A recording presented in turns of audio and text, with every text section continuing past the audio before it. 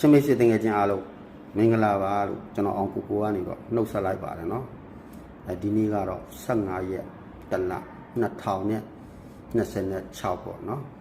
ကြာသာပတိနေ့ကျွန်တော်ရဲ့ချင်းမိတ်ဆွေတွေတနေ့ကုန်စာကျွန်တော်ပြောပြပြီနော်တနေ့ကုန်လုံးစာအတွက်ထိတ်စီးကနော်မော်ဒယ်နဲ့အင်တာနက်မှာထွက်တာက88နဲ့33နဲ့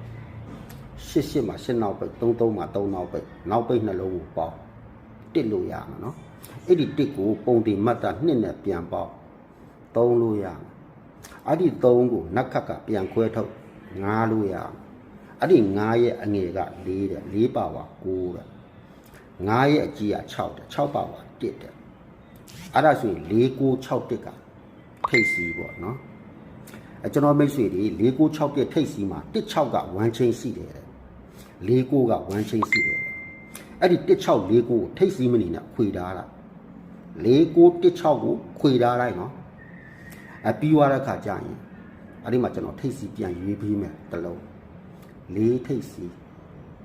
45ညီကိုထိုးဒီနေ့ဖို့ရမှာမနက်ပိုင်းမှာညီကိုပြန်ကြနိုင်တယ်အားလုံးစိတ်ပြေကံကောင်းပါစေလို့ကျွန်တော်ဆုတောင်းပေးပါတယ်တကွက်ရထိုးမယ်နော်45 bye bye